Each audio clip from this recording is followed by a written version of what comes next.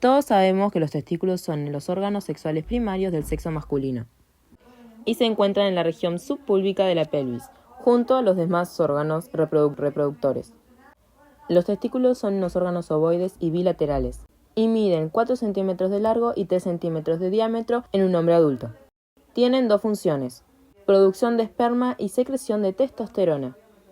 Los testículos se encuentran dentro del escroto, un saco cutáneo fibroso muscular que se encuentra fuera del cuerpo y que contiene los testículos, los epidídimos y las porciones distales de los cordones espermáticos.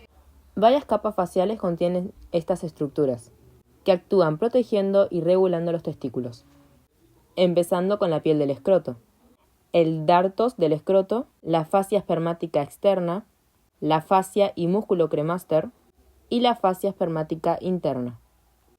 El testículo en sí también se encuentra recubierto por muchas capas, conocidas como túnicas: la túnica vaginal, túnica albugínea y túnica vasculosa.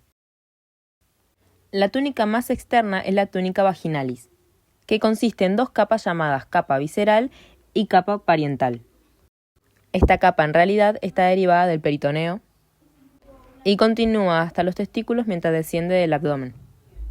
Si miramos la imagen, se ve, aunque parezcan dos capas diferentes, son continuas entre sí. La capa visceral es la capa más interna y se encuentra firmemente adherida a la mayoría del testículo, excepto en su ilio. La capa parietal es la más externa y está separada de la capa visceral por la cavidad de la túnica de la capa vaginal. Esta cavidad contiene un poco de líquido lubricante secretado por las membranas secrosas y amortigua al testículo. La túnica albugínea del testículo es gruesa, rica en colágeno y se encuentra debajo de la capa visceral de la túnica vaginal. El colágeno le da un color blancuzco y proporciona fuerza. La túnica albugínea rodea únicamente al testículo y no al epidídimo. La última capa es la túnica vasculosa, que está fuertemente adherida a la túnica albugínea. La capa vasculosa es rica en tejido vascular y contiene un plexo de vasos sanguíneos que se extiende sobre el aspecto interno de la túnica albugínea y suministra nutrientes a las células testiculares. A lo largo del borde posterior del testículo, la túnica albugínea y vasculosa se proyectan hacia adentro para formar el mediastino del testículo, una continuación de la túnica albugínea y vasculosa.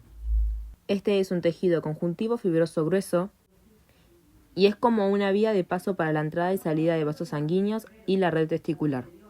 El mediastino testicular también alberga la red del testículo. Si vemos en el mediastino del testículo, se ve una red fibrosa que irradia para dentro del testículo. Esta red fibrosa son los tabiques testiculares. Al igual que mediastino, los tabiques testiculares se derivan de la túnica albugínea y vasculosa. Por lo tanto, se componen de fibras de colágeno y tejido vascular. Estos tabiques tienen una función muy importante, ya que definen y llevan nutrientes a los lóbulos testiculares. En realidad, hay como 250 y 300 lóbulos en cada testículo, siendo los del centro generalmente más grandes que los del extremo superior e inferior. ¿Pero para qué sirven estos lóbulos? Generalmente estos lóbulos se componen de 3 túbulos semimíferos contorneados. Los túbulos semimíferos contorneados proveen un ambiente favorable para los espermatogénesis. Hay 2 células en el hombre que se encargan de este trabajo: las células sustentaculares, que representan la mayoría del epitelio tubular, y las células intersticiales, que se encuentran en el intersticio. Las células sustentaculares se desarrollan a través de la espermatogénesis y las células intersticiales sintetizan y secretan andrógenos, incluyendo la testosterona, que es importante en la regulación de la espermatogénesis. Se pueden ver los 2 tipos de células en este corte histológico. Imagínate por un segundo que eres un espermatozoide. Iniciarás tu recorrido desde los túbulos seminíferos 7 metros para llegar al orificio externo de la uretra. Si escalamos el tamaño de un espermatozoide al de un humano, sería equivalente a unos 260 kilómetros. Así es que la conservación de energía es esencial. Los espermatozoides son solo móviles una vez que hayan cruzado el epidídimo. Hasta entonces, el transporte depende del flujo de líquido causado por las contracciones peristálticas. Túbulos seminíferos contorneados. El flujo del líquido primero transporta los espermas a los túbulos seminíferos rectos. Aquí no se hace el espermatogénesis, y estos túbulos sirven como intermediario entre los túbulos seminíferos contorneados y la red del testículo.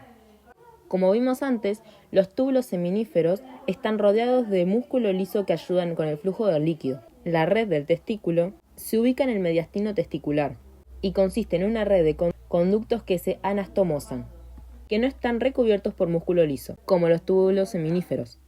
La función de la red del testículo es tensar los numerosos túbulos seminíferos en 15 conductillos eferentes del testículo. Estos conductillos perforan la porción superior de la túnica albugínea y salen del testículo.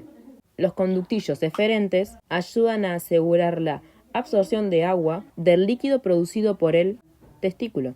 También están rodeados por una capa delgada de músculo liso, que se contraen de manera peristáltica para continuar el flujo de líquido. Estos conductillos son inicialmente rectos, pero rápidamente se vuelven más grandes y altamente contorneados, formando la cabeza del epidídimo.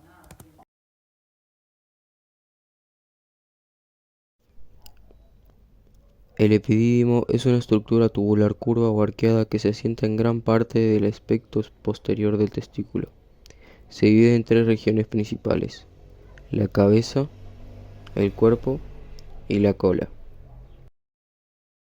Como mencionamos antes, la cabeza del epidídimo está encapsulada por la capa parietal de la túnica vaginal. El resto no está cubierto por ninguna túnica.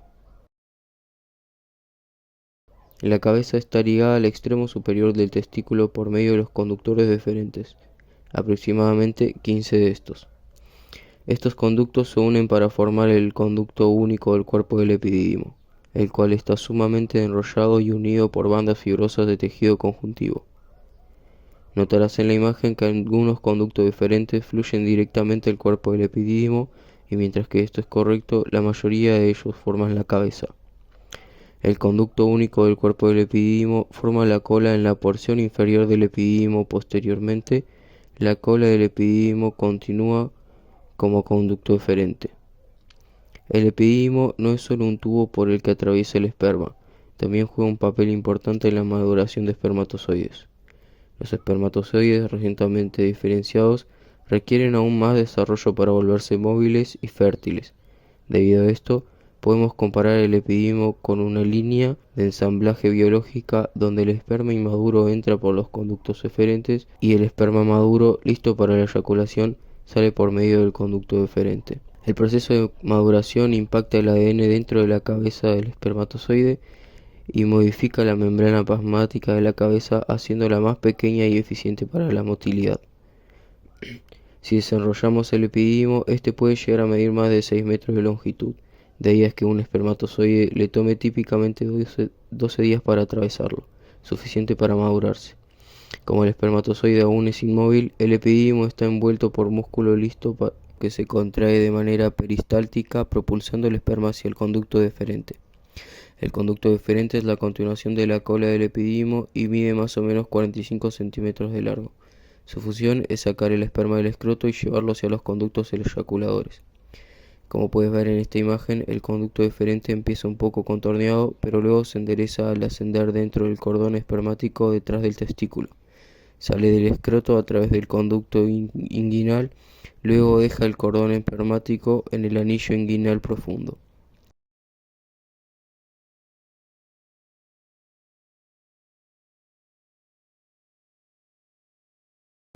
Los testículos están irrigados por las arterias testiculares que se originan de la aorta abdominal, justo por debajo de las arterias renales, recordándonos el origen de los testículos en la cavidad abdominal.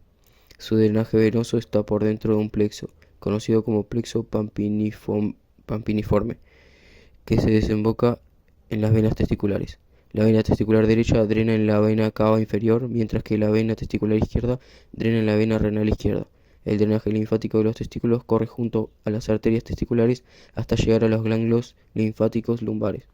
Finalmente, los testículos reciben su inervación autonómica simpática por medio del plexo testicular, el cual se origina en los ganglios.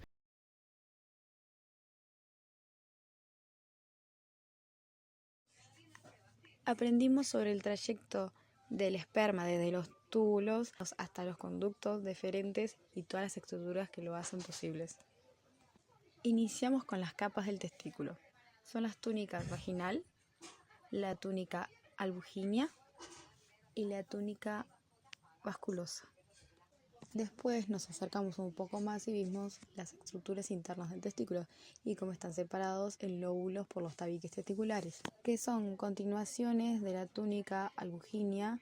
Estos lóbulos están llenos de tubos seminíferos altamente contorneados, donde ocurre la diferenciación de los espermatozoides gracias a las células sustentaculares o de Sorti y las células intersticiales o de Leydig. De aquí los espermatozoides viajan a través de los tubos seminíferos rectos hasta la red del testículo en el mediastino del testículo. La red del testículo funciona condensando los múltiples tubos hasta hacer más o menos 15 conductillos diferentes que transportan los espermatozoides fuera del testículo y adentro de la cabeza del epidídimo. Mientras los espermatozoides atraviesan la cabeza y cuerpo, estos se maduran y modifican para volverse móviles.